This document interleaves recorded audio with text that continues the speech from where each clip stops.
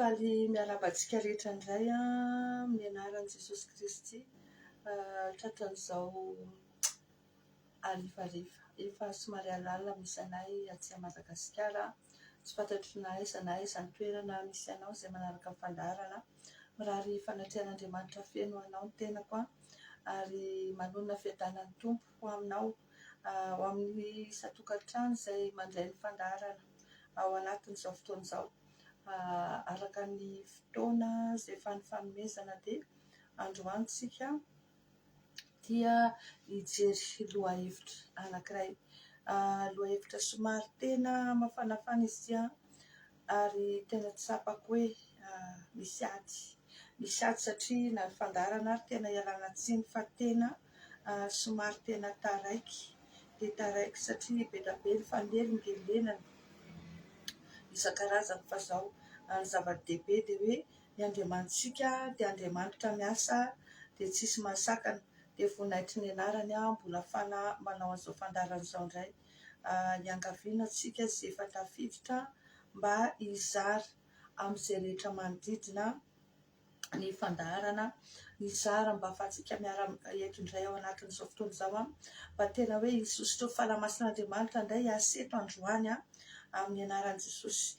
Tena hoe zarao arak'izay azonao atao ny fandaharana ao anatin'izao fotoana izao satria efa mandeha dia mandeha ny fotoana ary fohy dia fohy sisan'ny fotoana ahafahantsika hoe mifampizara fa hiditra anatin'ny fandaharana avy hatrany isika afaka fotoana fohy dia fohy.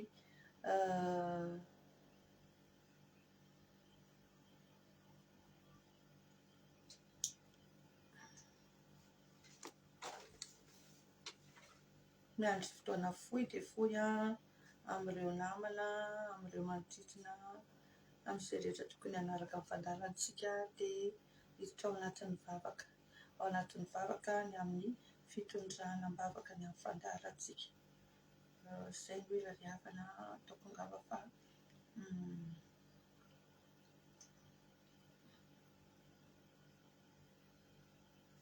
somary ohatran'ny marivorivy ny connexion fa dia angatahana amin'ny Tompo rahan'i Jesosy tena mba hiasa ao anatin'izany. Andrakotra dia hiaro samy mitondra am-bavaka ny fandaharana satria tena tsapako hoe combattu ity fandaharana ity, combattu ny zavatra resahana eto satria raha ohatra ka tsy hisy teny ny zavatra izay rehetra resahako eto raha ohatra ka tsy hisy teny ny marina dia be da be ny zanak'Andriamanitra no ringana, be da be ny olona no ringana noho ny tsy ifampian'ny fahalalana, be da be ny olona no tsy sahy manambara izay tena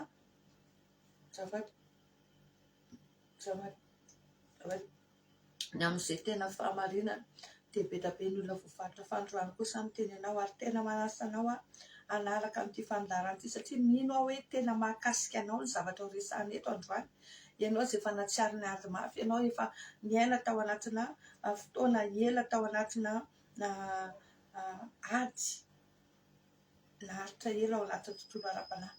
Mino aho fa tena hanampy be da be anao ity fandaharana aty androany dia manasa anao amin'ny anaran'i Jesosy fa izao tsika dia tonga dia hivavaka avy hatrany isika amin'izao fotoana satria tena efa mandroso dia mandroso ny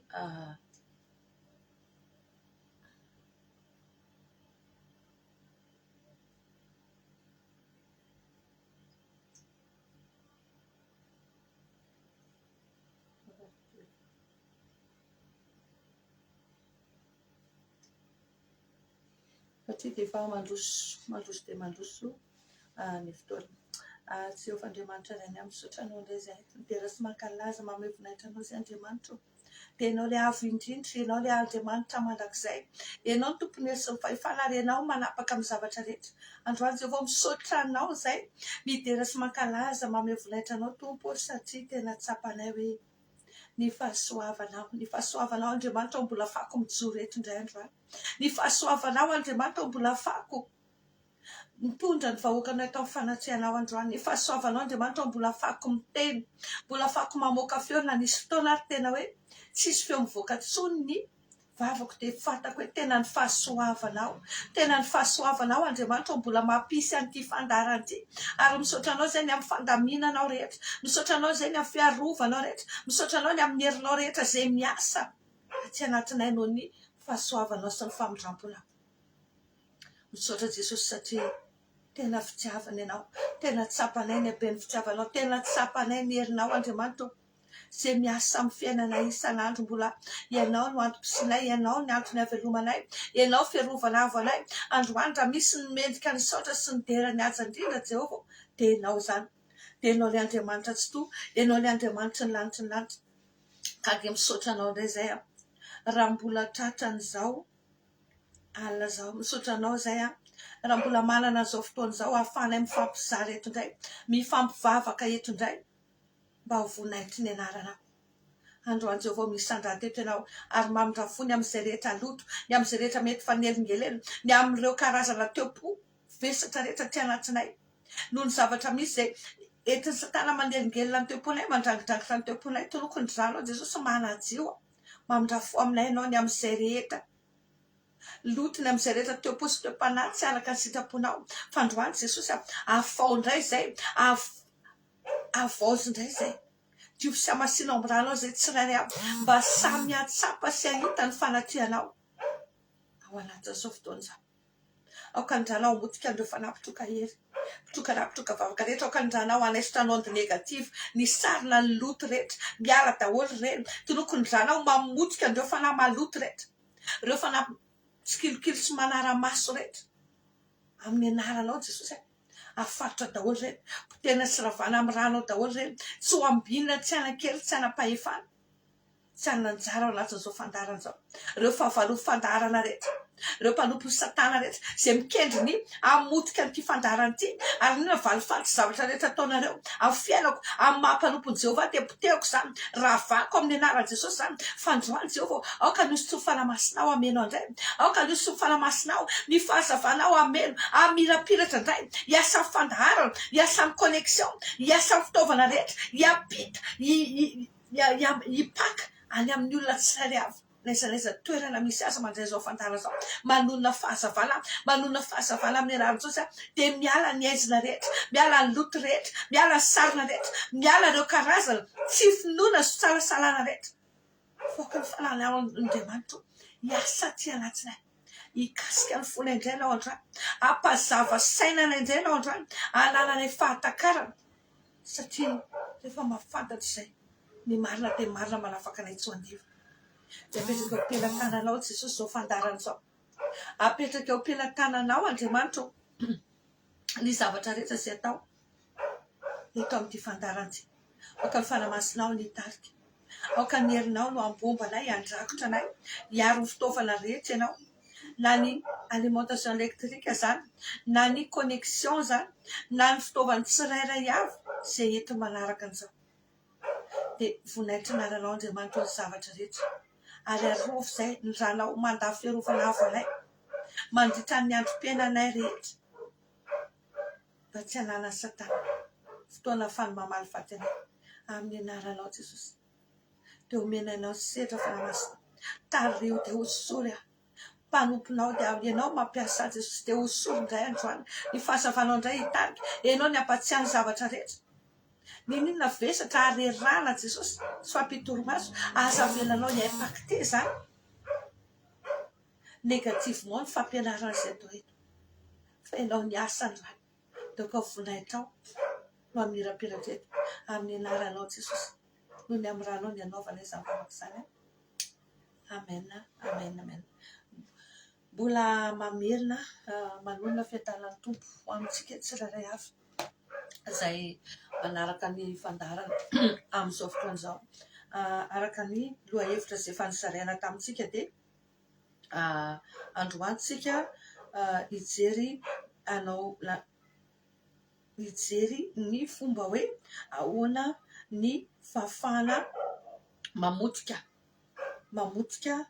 manongotra ny alitara ny satana sy mamotika azy hatramin'ny fotony izay ny fampianarana androany tsika zao mbola ao anatiny mbola manimanitra ny taona mbola vaovao ny taona mbola voaingana kely tsika no nankalaza ny taom-baovao ary mbola ao anatin'izany hoe fankalazana zany ny taom-baovao zany tsika mbola volana janoary tsika amin'izao fotoan'izao rehefa miresaka hoe taom-baovao ny olona dia miandrandra fiainam-baovao miandrandra zavatra vaovao isy eo amin'ny fiainana ary zany mihitsiny ny tanjon'ny fandarana hoe ahoana kay ny ananantsika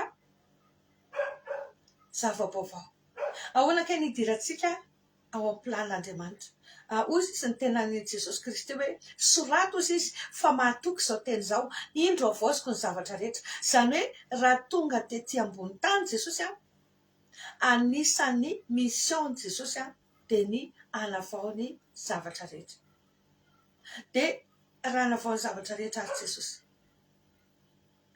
nefa tsika indraindray mahatsapa hoe tsy zana ny fiainantsika tsika indraindray mahatsapa hoe tena ao anatiny vakiviana ao anatiny arerana efa miezaka efa mitotototo efa mitandrina efa manamasitena efa manao zavatra be da be tsika nefa ny mbola tena tratrany ady tratrany fanafiana maro samihafa izay mahatonga antsika ho kivy sy ketraka indraindray be da be tsika nefa miezaka manao mety sy ny tsara nefa vomaika tsy tiany olona niezaka sy ny zavatra tsara ataonao tsisy dikany amin'ny olona reny satria any amin'ny tontolo ara-panany efa nisy toerana nikilasinanao hoe ianao dia olona ohatr'izao ianao dia olona ohatr'izao na ny tsy mahafantatra anao ary mbola olona tsy mahafantatra anao akory izy dia efa manan-kilasy hoe ianao olona ohatr'izao satria nisy zavatra tapaka tany amin'ny tontolo ara-panatany nisy zavatra fehezina momba anao tany amin'ny tontolo ara-panatany ary tadidrio fa efa tenako foana hoe satana dia niara niaina tamin'Andriamanitra ary mangalataka sy miezaka manao tahaka ny zavatra ataon'Andriamanitra ka raha Andriamanitra miteny hoe na inona fehezina ireo ty ambony tany dia fehezina ny an-danitra dia manao an'izany koa satana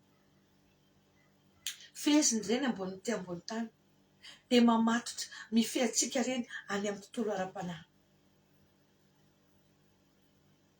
ary dia matetika misy zavatra nofehezina takizany eo amin'ny fiainantsika any amin'ny tontolo ara-panahy fa tsy fantatsika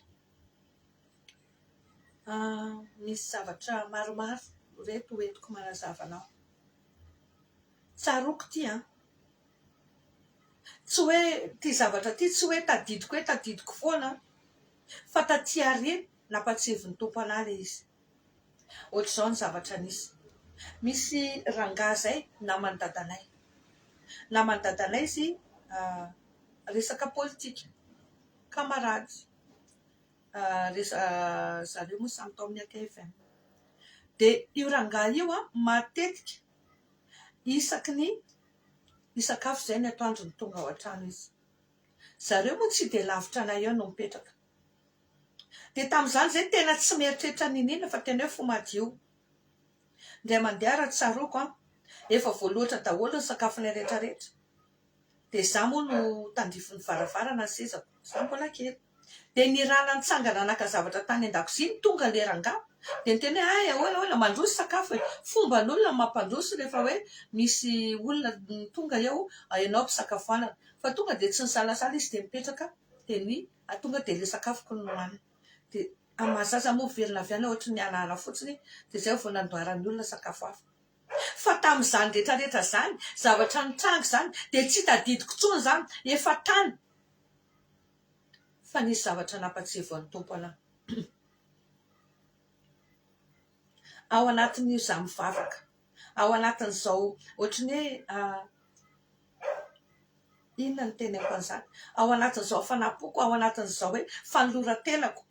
Angamba izay nandritra ny 3 taona sa 4 taona teo zay. Tany hoany, 4 taona lasa tany hoany zay. Misy sesy miverina manofy an'io olona io. Manofy an'io olona io, manofy ny toerana, manofy ny trano zareo, manofy an'io olona io, manofy ny toerana. Dia tsy haiko mihitsy ny dikan'ilay nofy tamin'izay.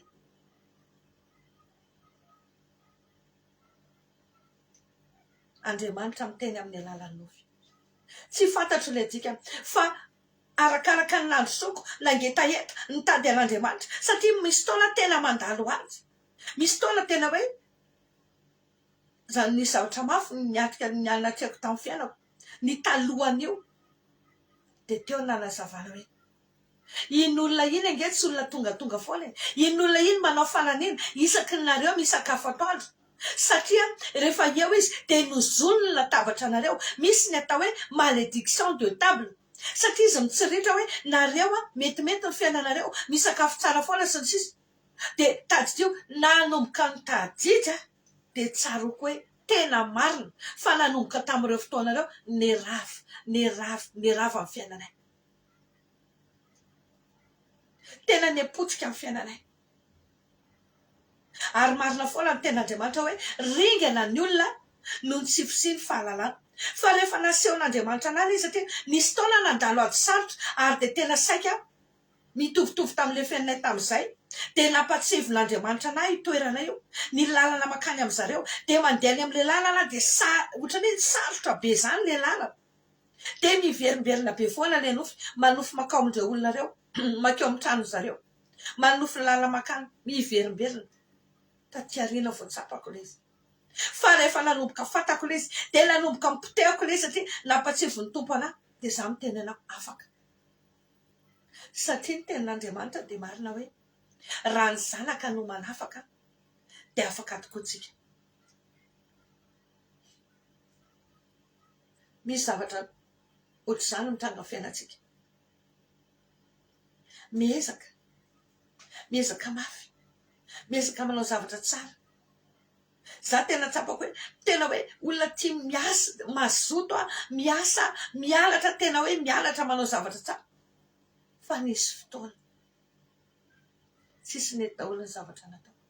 Tena tsisy nety ny anao anatina fampotena, ao anatina faravana. Ohatrany hoe tsy za ilay olona manana diplôma ambony. Lasa ohatrany hoe voafafa mihitsy ny reny tany amin'ny tontolo ara-panahy. Fa tonga dia lasa ohatrany olona tsinitsinina zany ianao. Dia gaga hoe inona? Dia za amin'io mivavaka mitady an'Andriamanitra, mivavaka tena mitady an'Andriamanitra fo. Dia nefa tena malahelo misy taona tena kivy hoe ahoana ary ty? Asehon'ny tompo anahy. Matetika dia manofy any dadanay izay efa maty. Manofy anazy any am-fasana. Manofy matetika. Misy inona foana ary ty? Fanafahafatesana. Ie, fanafahafatesana. Fanafahafatesana manahoana? Nanomboka nandala, manomboka miverimberina foana ilay nofy. Nasehon'Andriamanitra anahy, nampahafantarin'ny tompo anahy hoe tamin'ny fotoana ianareo nandevona niny dadanao iny, nisy olona nanatrika teo dia nanozina dia nampanaraka zavatra ohatrany hoe nandevona fiainanao niaraka tamin'iny dadanao iny. Zany mahatonga hoe ny fiainanao lasa mifangarongaro amin'ny fiainana. Io activité anao io nindray misy anazy ao dia ohatrany hoe eo foana izy.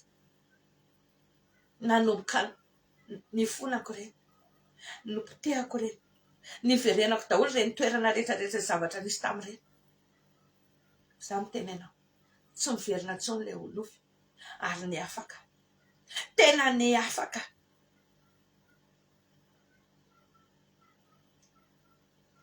Tiako tenenina dia zao hoe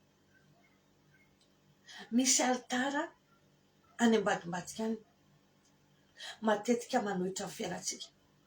Alitara natsangan'ny olona manohitra ny fiainantsika. Misy fotoana ianao tsy mieritreritra hiady zany. Eo tsy rojo vetiny eo. Tonga dia ohatra misy zavatra manainga anao fotsiny zany.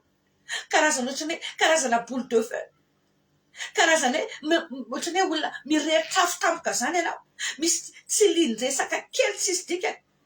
Tonga dia lasa matezitra anao. Tena tezitra dia tena misafoka ary tsy voafehinao intsony fihetseham-ponao. Satria manenina efa tsy hainao intsony misy fanahy hafa amin'ny fiainao.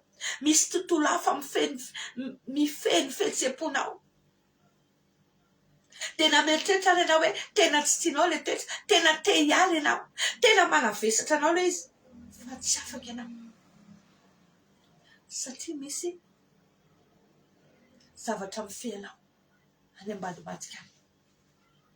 Tsaroako misy olona anankiray izay, olona tena akaiky anahy le izy. Fa rehefa tezitra io olona io, firenena tena lavitra dia lavitra Madagasikara misy azy. Fa rehefa tena tezitra io olona io, tena hoe fatezerana amin'ny rehatra, fa tena mahavita zavatra tsy takatra an'izay. Tonga dia maka-basy, tonga dia manapoapoaka basy, tonga matahotra daholo ny olona. Dia tsy maintsy hoe antsoina indray aloha sœur lalao resaka amin'ilay olona. Fa na ny rano, fa na ny zazavavin-drano, izany no mifehy sy mamatotra an'ilay olona.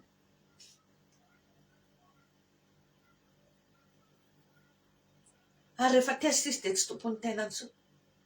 Tena tonga dia misy zavatra ohatran'ny manainga azy, dia tena fanahy hafa tanteraka ny ao anatiny ary mahavita mamotika ny tenany ara izy. Satria manenina izay ny tian'ilay devoly atao aminy. Efa fanahy hafa mifehy azy.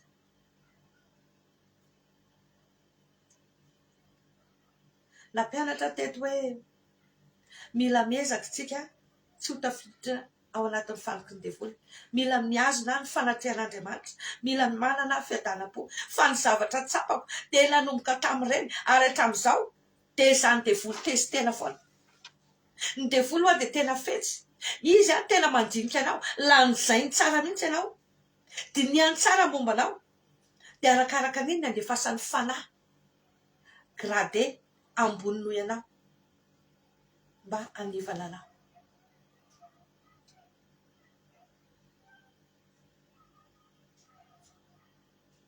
Dia misy zavatra tahaka izany. Fa taloha tena tsapako ny zavatra tena tsy zakako izao taloha dia ilay hoe rehefa miasa izay satria manao cantine scolaire dia ilay hoe tara. Dia hoe tara. Dia vao mijery lera dia ohatra misy tahotra izany aty anatiko aty. Tonga dia misy zavatra mafana be miakatra avy any anatiko any. Dia mamboly horohoro sy tahotra aty anatiko aty. Dia traumatisé dia eo manomboka ohatra ny korotana izany. Nisy taona tena tsapako mihitsy ny tombohan'izay zavatra izay. Nefa za tsy loatra izany mihitsy taloha. Fa isaorako any tompo rehefa miaraka amin'i Jesosy, manomboka tsapako ilay izy, manomboka fantako ilay izy, dia nanomboka mihoatra an'ina hoe Jehova ho Andriamanitra lehibe ianao, Andriamanitra tsy miova ianao. Efa nijoroako vavolombelona teto izany. Fa misy taona tena hoe tara izay, tena tara. Fa tsaroako hoe tamin'ny andron'i Josoa nijanona adiny 10 ny famantaranandro. Dia tsaroako Andriamanitra tsy miova ianao. Fa za miteny ianao tsy mihetsika ny famantaranandro iray mandra-pahavita ny raha tokony ataoko. Ary dia tsy tara. Nefa raha zava-misy dia tena hoe pratiquement impossible ny tsy hataranay. Ary mbola niainako izany tao anatin'ny herinandro ity. Tao anatin'ny herinandro ity satria nanena. Tokony 2 no miverina miasa ny mpanampy miara-miasa amiko. Tany fety dia tany dia nilentika tany. Tsy manana mpanampy intsony aho izany na ray ary dia tsy nahita mpanampy nefa tonga ny fidirana. Eritrereto hoe tsy sakafon'olona 10, tsy sakafon'olona 20, fa sakafon'olona fa tsisy afa-tsy zarery sisa. Tsy haiko hoe azonareo saretsaina ve hoe tsisy afa-tsy zarery sisa no tsy maintsy miatrika andreo. Akoatran'izany snack manao goûter be da be, akoatran'izany tena hoe le izy tsy hoe sakafo hoe vary sy laoka fotsiny, fa nenay tsy maintsy zavatra menu complet ary misy karazany sasany. Fa za mitenena tena ny napetraka amin'ny tompo ary nisaraka an'Andriamanitra ny zanako tonga dia niteny hoe na inona ataony devoly vita foana io, vita foana io, milamina foana io. Dia tena hoe voninahitra ao an'Andriamanitra, tena milamina, tena vita ary dia miasa Andriamanitra ny zavatra rehetra miara-miasa soatsika. Ka androany za mitenenao rehefa misy zavatra tahaka an'ireny miezaka mamotika anao, miezaka misy zavatra mihetsika any, misy zavatra mikitika any ambadimbadika any amin'ny tontolo ara-panahy te hamotika amin'ny fiainanao. Fa raha vao tsy matakatra ianao, raha vao tsy mifikitra amin'ny Jesosy tsara ianao, raha vao tsy miady ianao manohitra mamotika an'ireny, dia lasa potika ianao, lasa kivy ianao. Nefa tsika voasoratra hoe manoatra no mpandresy. Ny tiako tenena aminao androany dia zao hoe misy alitara atsangan'ny olona foana any ambadika any. Misy alitara mbola mitsangana any mbola tsy rafy. Mety alitara natsanganao taloha. Ianao efa niova fo, ianao efa manao ny sitrapon'Andriamanitra, efa nifonanao le tatouage, nanao tatouage ianao tamin'ny andron'ny tsy fahalalana, efa nifonanao iny, efa mipotipotenao amin'ny ran'i Jesosy. Le tatouage sy ny vokany. Fa saingy izao adinao hoe ny tatouage ane ka pacte de sang. Ianao ne manao an'iny misy raha mandeha amin'iny, misy pacte de sang amin'iny, misy alitara zany natsanganao tamin'iny tatouage. Le tatouage mifonanao, le tatouage mipotehanao, fa ny alitara momba an'iny mbola tsy niravanao. Be da be ny zavatra ohatr'izany mamaritra antsika.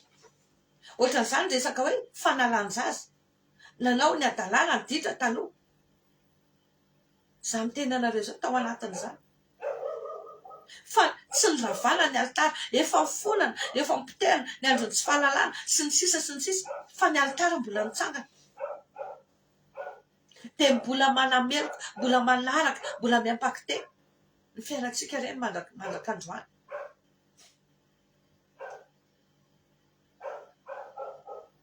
Ohatr'izany ireo karazana aretina manaranaka, maladie générationnelle, ny trosa, ny fahafatesana, tampoka eo niveau fianakaviana, tapotra misy matimaty tampoka zany daholo, tapotra matimatina cancer daholo, maty tratra ny AVC zany daholo, tratra ny accident zany daholo. Misy alitara ao ambadika an'ireny, misy alitara ao ambadika an'ireny, fa tsika varena. Gaga ianao fa arakaraka ny anaovanao sy olona, mamadika anao foana ny olona. Mamadika anao ny olona, arakaraka ny anaovanao zavatra tsara, ny olona mamaly ratsy anao. Misy alitara ny ambadika an'ireny. Reny endrika fanilikiliana reny, ireo karazana fahasarotana isaky niteraka ianao misy problème. Androany izao vao nandray olona atelefona zavatra ohatr'izany, ary izy io isaky niteraka izy dia misy olana ohatr'izany foana. Vao niraisy ny telefony antso izy dia niteny, dia vao niteny izy dia hozy izy hoe ohatr'izao ny zaza ekipinao, ohatr'izao zavatra sehon'ny tomponao, satria ny toeponao misy problème, inona matezitra anao, inona manavesatra anao, tena marina zany hozy izy. Tahaka ny misy zavatra ty anatintsika aty, ahafahany fahavalony contrôler atsika amin'ny alalan'io alitara io. io altara mitsangana io dia misy zavatra ahafan'ny zareo micontrôler atsika à distance. Dia eo anao dia misy zavatra ataony mandrangitra ny temponao, dia tezitezitra kizitiny eo anao, tezitezitra eo anao, nefany a iny manokatra varavarana ahafany manao zavatra aminao indray rehefa avy eo. Raha vao tsy mitandriny tsika dia mahazo vana azy zareo. Fandroana tena tehitena mila mandrava ny fitoerana avo rehetra tsika, mila mandrava ny atarany satana eo amin'ny fiainantsika. Ny problème atsika manko dia zao, misy le zavatra dia ifona atsika, dia lavintsika dia potipotehantsika amin'ny ran'ny Jesosy, fa ny ao ambadika an'iny adinontsika. Misy altara natsangana tao ambadika an'iny, io aretina lava tsy mety manam-pataperana eo, io trosa lava io, za dia niainan'izany. Gaga fa satria ao anatin'ny asako dia mifandray amin'olona be da be, dia olona manam-bola be zao ngery zareo e, tena olona manam-bola be, manan-katao misolosolo fiara, fa dia mandà fotsiny tsy mandoa ny trosako, tsy mety mandoa ny volako, dia gaga hoe inona ary ty, dia nisy zavatra nasehon'ny tompo dia ohatrany hoe oziny fa dadanay koa dia tratrany zavatra ohatr'izany, dia volany tsy mety alohan'ny olona, dia za koa tratran'izany. Saorana ny tompo moa hoe ao anatintsika manaraka ny fandalina dia misy namana tena hoe mpiara-mivavaka sy mifanohana amiko foana, dia tena nalahelo izy toy izay hoe fa maninona hoe sakafo hohanin'olona ve ozy izy dia tsy ho aloha, fa tsapako hoe misy zavatra ao ambadika an'le izy, le izy tsy resaka hoe tsy tia andoha fotsiny, fa misy tontolo ara-panahy mavesatra be ao ambadika an'izy mba hampahory anao, mba tonga anao ianao anatin'ny fanontana, mba tonga anao voagetry ao anatin'ny ozina ny asa mafy tsy ahitambokana, oziny fanandevozana, oziny fitototoana, fa nanomboka namotika an'io a rava le izy voninahitra ao an'Andriamanitra. Fa zany teneko anareo, misy taona nge tonga dia olona rehetrarehetra ohatrany hoe sasany ohatrany hoe adino alefako rehefa tonga dia samy tsisy mandoa daholo e. Eo natsapako anazy hoe tsy normal, misy zavatra fahafa. Androany tehiteny aminao ny erreurany ny fahadisoany asa mpanjaka ao amin'ny mpanjaka toko voalohany, mpanjaka toko voalohany a ny 5:10 dia mitantaran'ity asa mpanjaka ty, dia ozy izy mihitsy ny ten'Andriamanitra hoe ary asa dia nanao izay marina sy mahitsy teo anatrehan'i Jehovah. Dia be da be zavatra tsara ny teneny teo, ny fampandrosoana ny asan'Andriamanitra sy ny sisa, fa saingy zao misy saingy le izy, fa saingy ny toerana avo tsy mba noravany. Be da be amintsika ny manao an'izany, manao asan'Andriamanitra tsika, manolo tenitsika, tena mafana fotsika, tena mandalo ratsika, manamasy tenitsika, manao sotsika, manao ny rehetrarehetra, nefa ny fona tamin'le zavatra nisy taloha rehetra, fa ny fitoerana avo tsy mbola nyravatsika, tsy mbola nyravatsika ny fitoerana avo, mbola tsy nyravatsika ny altarambala, tsy nyravatsika tahaka an'izay nanaovan'ny Elia anazy, dia mbola mitoy miasa foana ireo, dia ireo mbola mamotsika atsika, ireo mbola miasa amin'ny fiainantsika. Za tena anisan'ny olona tena natsapan'izany, ary tena fantatra hoe navelan'Andriamanitra hitranga teo amin'ny fiainako ireny, ahatonga haranitra tsara, atakatra tsara, ary efako mizara aminao androany. Ty fandarana ty zany marina hoe ohatrany hoe mahafinaritra manao an'le izy, fa raha ny asa mandrarako sy ny sisa dia tena teneko hoe ndrendrela izy tena ohatrany hoe tena sarotra manatanteraka le izy, fa mbola resantsika avy eo hoe misy sakrifisy atao manaraka an'Andriamanitra, misy sakrifisy atao manaraka an'Andriamanitra.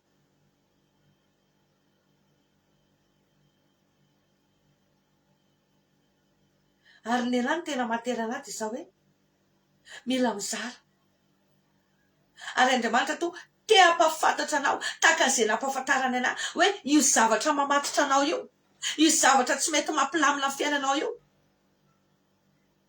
misy alitara ao ambadika anao. Misy taona ny Andriamanitra mitainantsika amin'ny alalan'ny nofy araka ny joroako vavolombelona teo. Tena asehon'Andriamanitra foana izy, ary Andriamanitra tena mamerimberina ny teny araka ny teny hoe mahatsara antsika ny teny velona, averimberiny foana io nofo io, mandra-pireglenao an'io, averiny foana io nofo io, tsy amelana io, miverina foana io nofo io, mandra-piregle an'io. Mila mitsangana tsika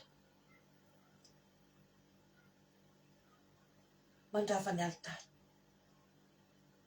Mila mitsangana tahaka ny Gideona tsika. Hitanareo Gideona ao amin'ny tantaran'ny Gideona, ao amin'ny mpitsara toko fahenina. Mpitsara toko fahenina tantaran'ny Gideona. Na tsy ary izy hoe tena nangiry-firy ny zanak'Israely, nampijaliany fahavalo. Dia izy ao anatin'io mahatsiaro mangiry-firy io, dia miresaka izy amin'ny Jehovah. Raha momba ilay Jehovah dia manino izay tahaka izao sy ny sisa sy ny sisa. Dia izao Andriamanitra naniraka anazy. Raha misy baiboly ao aminao dia izao vakio. Mpitsara toko fahenina ny 5:20 hatramin'ny 2:30 izy ity. Fa ho vakiko kely fotsiny hoe ary tamin'izany alina izany dia hoy Jehovah taminy, alao ny omby lanjainao dia ilay omby lahy faharoa izay efa 7 taona, ka ravao ny alitara mibara izay anirainao, dia ary kapao ny Asera eo anilany, dia manorena alitara eo a-tampon'ity fiarovana ity ho an'i Jehovah Andriamanitra ao, ka mboary tsara izy. Ary alao ilay omby lahy faharoa ka omeo fanatitra hodorana amin'ny azon'ny Asera izay ho kapainao. Hitanareo reo alitara rehetra izay natsangatsangana reo, mety tsika nanangana azy, mety fahavalo nanangana azy, fa nitokana dia izao alitara Satana reo. Mila arodana reo, mila arodana androany ny alitara rehetra izay avy any amin'ny mpianakavin'ny rainao sy ny mpianakavin'ny reninao. Mirodana reo, mirodana, mila arodana fitoerana avo rehetra. Ary mila mitsangana ny alitaran'i Jehovah. Dia eo amin'ilay nandrodanana ao an'ireny araka ny ten'Andriamanitra ity, dia manorina alitaran'i Jehovah tsika. Amin'ny fomba ahoana ary ity ny tena tiako hazavaina amintsika androany, satria indraindray tsika dia tena hoe manangana alitara, mandrava alitara. Ny alitara dia misy toko anankitelo. Ny alitara dia misy toko anankitelo. Ny voalohany dia izao: ilay alitara anankiray izay natsangana any amin'ny toerana nasiany azy any, mety any anaty rano io, mety any amin'ny tany, any amin'ny fasana io, mety any amin'ny hazo io, any amin'ny fakakazo io, mety any amin'ny tendrombohitra any. Iny ny anankiray. Antity anankitelo ny mampisy ny alitara anankiray. Izay ny voalohany. Ny faharoa dia izao: ny sampy. Ireo sampy mety misy tapakazo, mety misy tsy fantatro karazana zavatra izay miaraka amin'io alitara io, napetraky ny olona any amin'ny tranonao. Mety zaranona fafafa, mety natao tao anatin'ny sakafonao io. Indrindra raha vao ianao ilay olona manana ohatra misy zavatra mandehandeha any anatin'ny kibonao tsy fantatra iny, dia ianao mieritreritra hoe dirandrifa, tsy rivotra izany iny, zavatra hafa iny. Io vaovao teboteo. Matetika any anatin'ny nofy ampidirany fahavalo andreny, manofy mihinan-kanina ianao, manofy misotro rano ianao, manofy ianao atao tsindrona, alaina raha. Iny ny anankiray. ino ny toko anankiray ny altara, ino ny ahafahan'ny contrôler anao, ino ny mahatonga anao le ohatrany misy taona anao oatra miakatra afo tampoka, misy taona anao oatra miororosana de oatra tonga de tsy tompony tenanao ianao, efa sous contrôle. Misy zavatra itsendry zareo zay any amin'ny altara. De gaga ianao fa rehefa manofy ianao de manofy vilany mangotraka, manofy vilany mangotraka ianao, manofy an'le vilany ina moa ny anarany reny, manofy chaudron, manofy le vilany nongy le 3 tongony reny ianao, mangotragotraka be. Nisy taona ny ana kafitera eny Ankatso, eny amin'ny lalana fidina isan'andro avy any amin'ny établissement Dex mody eny Ankatso any.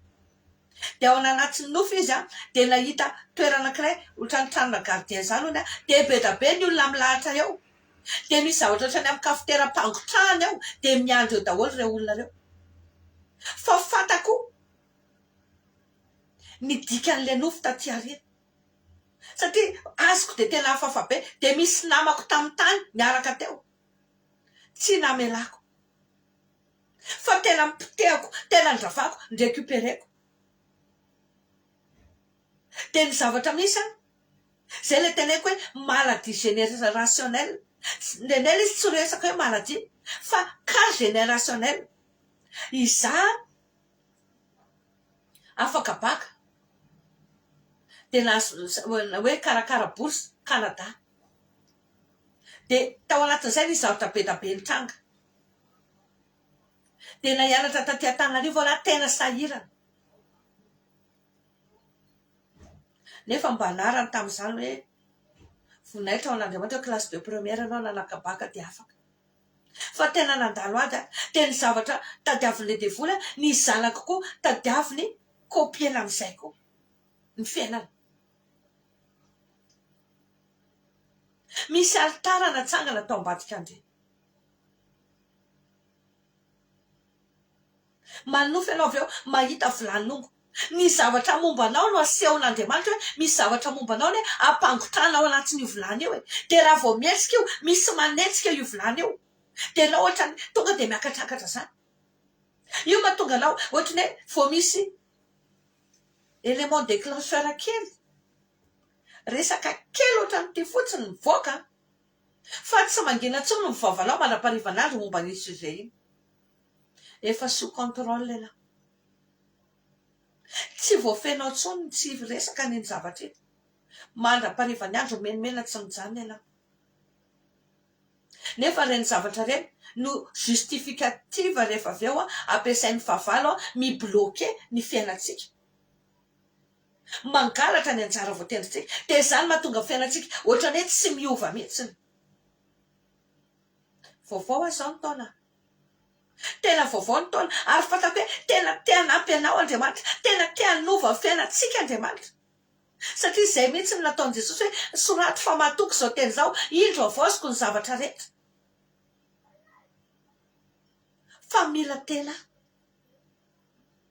mahafantatra marina tsika fa ndraindray lasa ohatrany hoe Andriamanitra nomentsika tsika. Ny toko fahatelo, ny toko fahatelony de zao ny any amin'ny tontolo ara-panahy,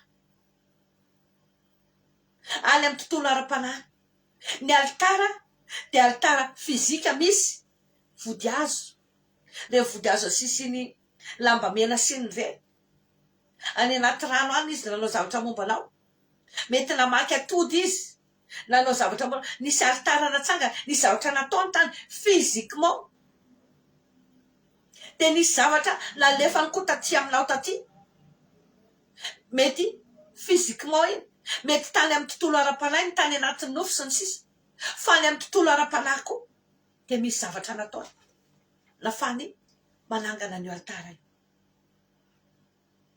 Reo rehetra reo mila potehanao étape par étape.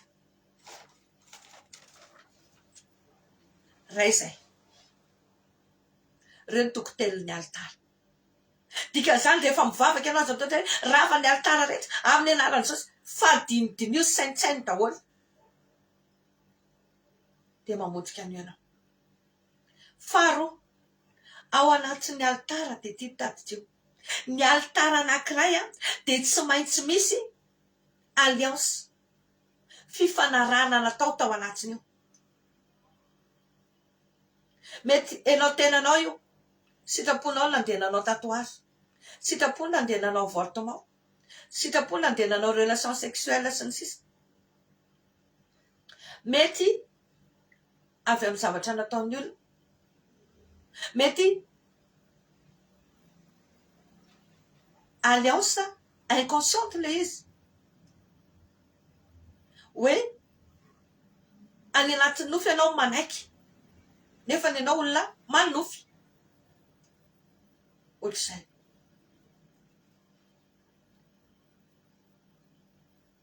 Reny zavatra reny zany misy teny nampiasaina tao anatin'ireny.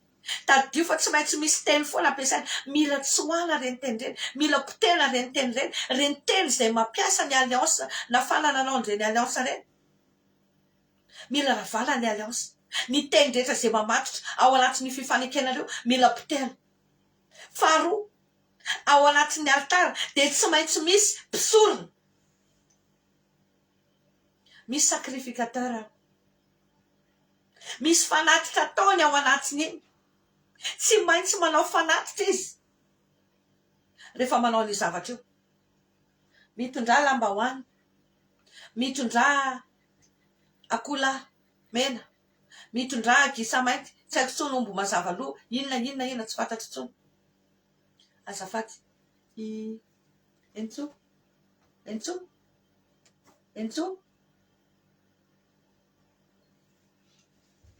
miala tsiny vetivety roa minitra fa zay natonga natara teo ny andron'ny zanako mbola tsy mety tonga ry zareo, farany tsy maintsy nanomboka ihany tsika amohan'ny zareo vetivety. Azafady tena miala tsiny indrindra tompoko.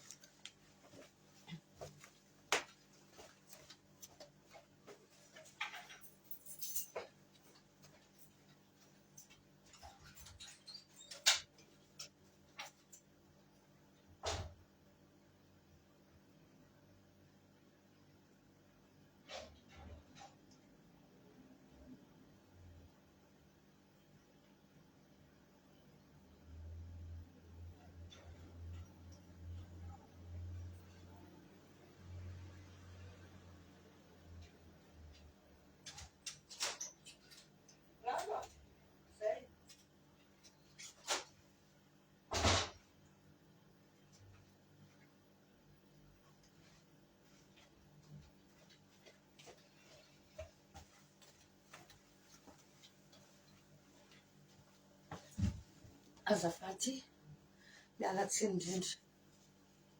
Dia manoitsika tsy maintsy misy mpisorona, misy fisorona natao ao, misy fanatitra ataony ao.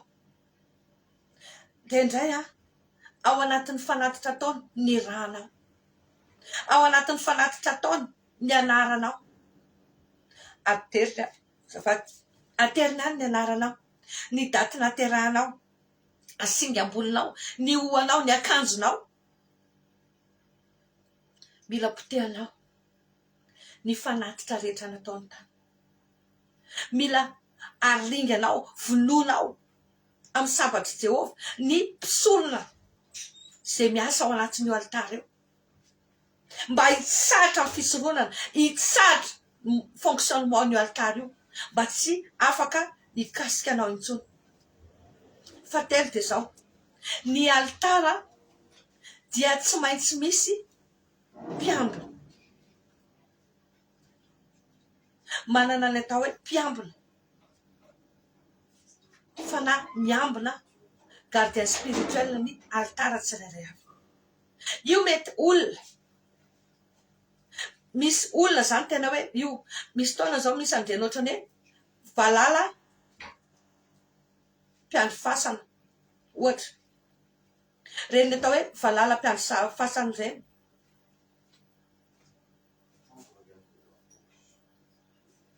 Antso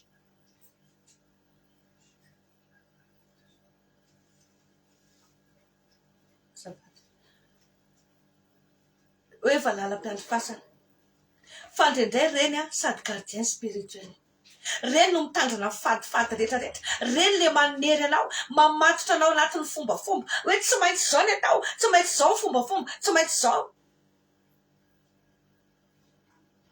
Reo anefany no tena gardien'ny renouvellement ny alliance.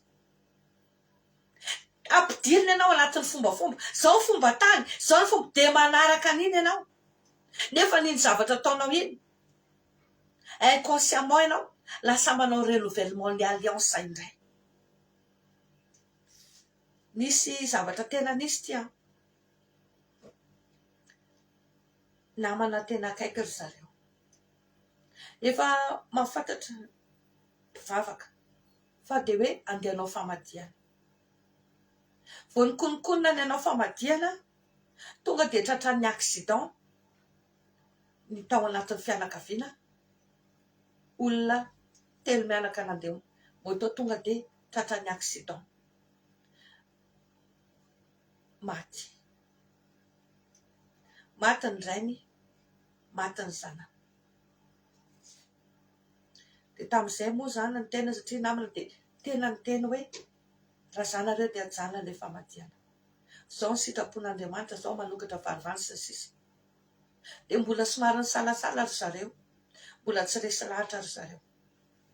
De okia lasa nandeha tany.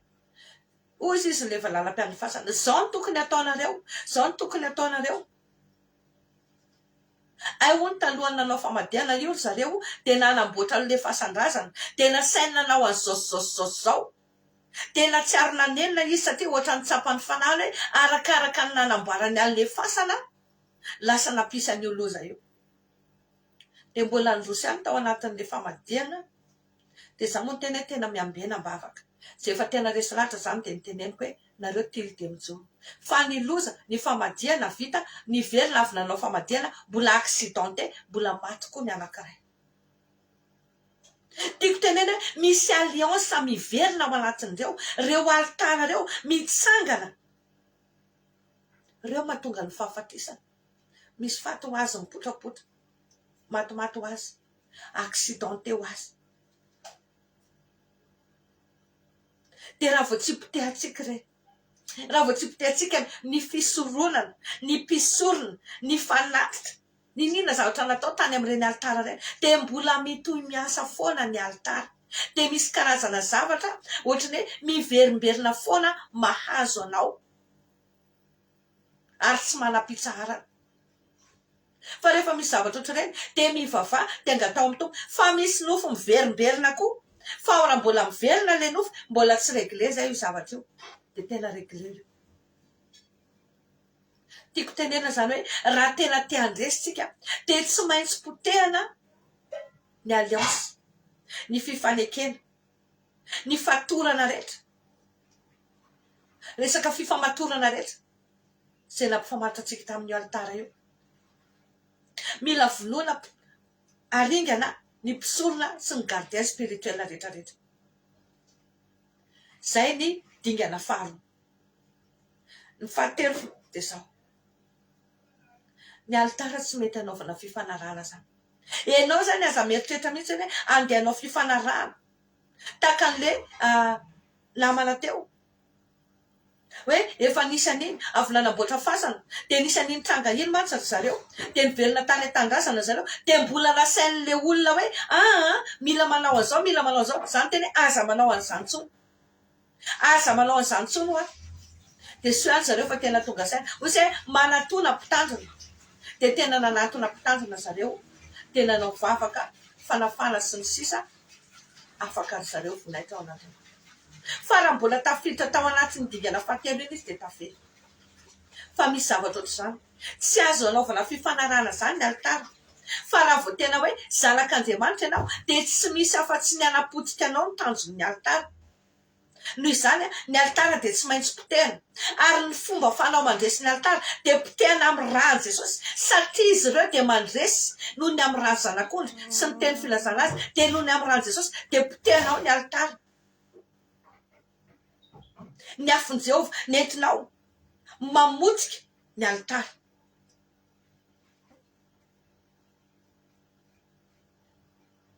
Ary zao, raha teo ahomby raha te ombitsika dia mila olona vonona Andriamanitra. Andriamanitra zany rehefa mifidy olona dia olona mazoto, olona miasa foana, olona perinasa. Jereo foana hoe Gideona natsoan'Andriamanitra, tsy olona mitsilailay, tsy olona ny lalao jeu, tsy olona variana tary, na hoe variana nyrevirevy niaraka tamin'ny namany tary izy dia hoe afianao antsoko androdana ny altaran-drainao. Tsia, Andriamanitra rehefa mifidy olona ry havana dia olona perinasa foana ny fidian'Andriamanitra. Ny tiako tenenina aminao, aza variana ianao rehefa misy zavatra ohatr'izany. Mila tena miasa ianao, mila tsy manaiky ianao, mila mamotika ianao, hitan'Andriamanitra ny toe-po ao anatinao hoe olona vony ianao. Fa Andriamanitra rehefa mifidy olona dia olona perinasa no fidiany. Gideona perinasa no fidiany. Davida tany am-pendrasan'ondry no nalainy. Mosesy koa dia tahaka izany, tany am-pendrasan'ondry koa Mosesy no nalainy.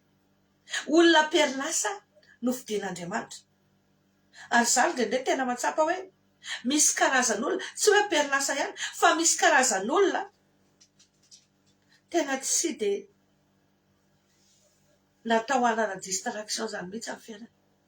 Matsapa amin'ny fiainako sy ny zavatra ataoko zany dia tena matsapa an'izany hoe tsy manam-potoana intsony amin'ny resaka distraction siny, satria tena hoe mijery an'ilay zava-misy sinina zany ianao dia matsapa, ary fotoananao tena tery. Tsy maintsy mijery ianao hoe zay zavatra tena priorité, zay zavatra tena ilay no ataonao mandany fotoananao. Ka raha olona ao anatiny ady ianao ry havana, za miteny ianao, aza varim-bariana zany ianao. Mila tena mitsangana ianao, mila manangana ny altaran'i Jehovah araka ny ten'Andriamanitra, tahaka nataony tamin'ny Gideona hoe raha vaozy izy ny altaran'ny Baly, izay nolazaiko teo amin'ny Pitsara toko fahaenina 5:20 hatramin'ny 7:20 teo hoe raha vao ny altaran'ny Baly dia izay andrainao, ary kapao ny Asera, dia aveo izy miteny hoe alay fotsy izy le omby lafaroa dia ataovy fanatitra ho an'i Jehovah, dia atsangany ny altaran'i Jehovah eo ambonin'ilay Asera izay nokapainao. Ny tian'Andriamanitra tenenina dia izao hoe ataovy proportionnel, ataovy mifandanja.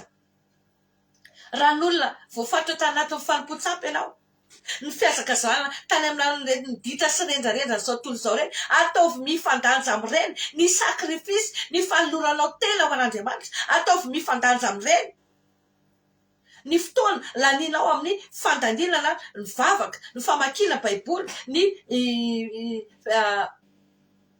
fiaraha-mivavaka amin'Andriamanitra.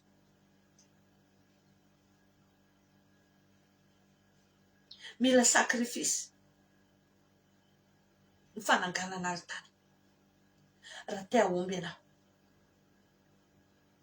Hitanareo Davida rehefa tratran'ny pesta ny zanak'Israely no ny fahatezeran'i Jehovah, dia anangana alitara izy hifona ho an'i Jehovah. Fa nisy olona ny teny hoe tsy maninona fa omeko anao ty taniko ty, alaivo izay ampiasainao amin'io raha ananganao alitaran'i Jehovah. Dia hoy izy Davida hoe tsia, tsy azo atao zany, tsy mety raha zavatra azoko foana no anaovako alitara ho an'i Jehovah. Mila sakrifisy ny alitara. Raha sakrifisy indrindray ny olona mieritreritra hoe vola ihany, ie ny vola dia tena ilaina amin'ny manangana ny alitaran'i Jehovah, fa tsy vola fotsiny, tsy vola ihany. Satria indraindray misy ny olona indray dia hoe vola fotsiny atobaka any dia ty ary, fa ny fonao aloha, ny finiavanao anatinao, ny ezaka ataonao, ny fotoananao. Misy ny olona dia mieritreritra hoe zay sahirana be, zay ilay tsy dia manam-potoana, lavabe loatra, lavabe ilay vavaka ataonao, lavabe ilay fampianarana.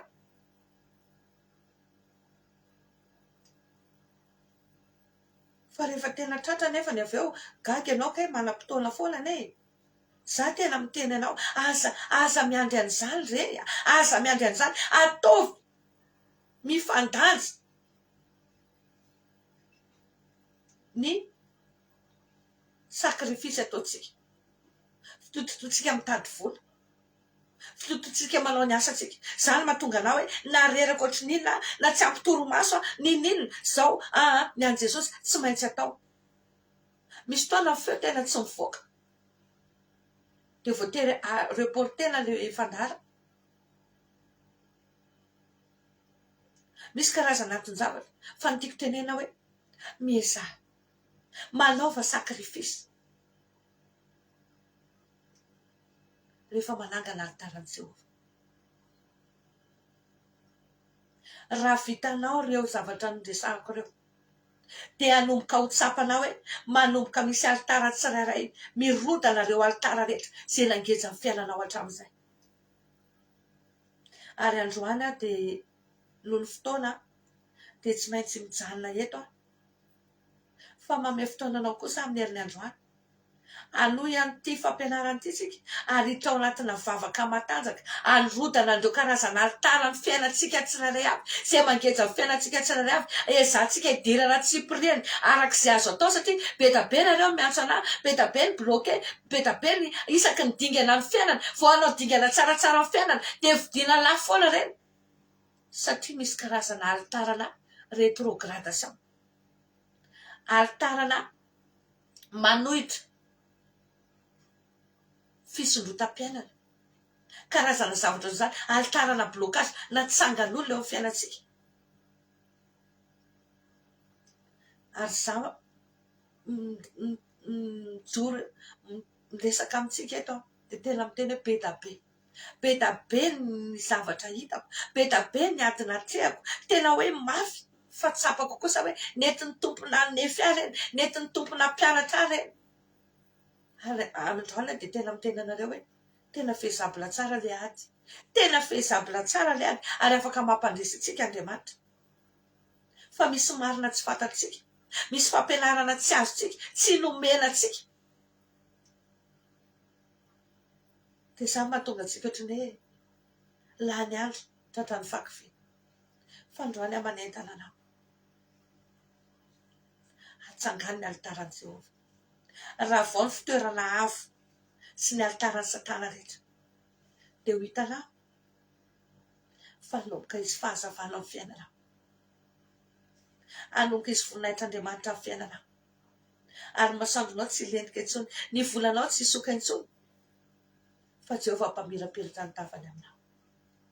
Ho tanteraka aminao anie izany ho anao izay manomboka manana etaeta hijery andreo dinganareo hanomboka sady hamotika ao anatin'ny herinandro ity dia mitsotra anao ny tompony hampahery anao, ny tompony hanolo-tsaina anao, amenao fatakarana hahafahanao manana fandresena.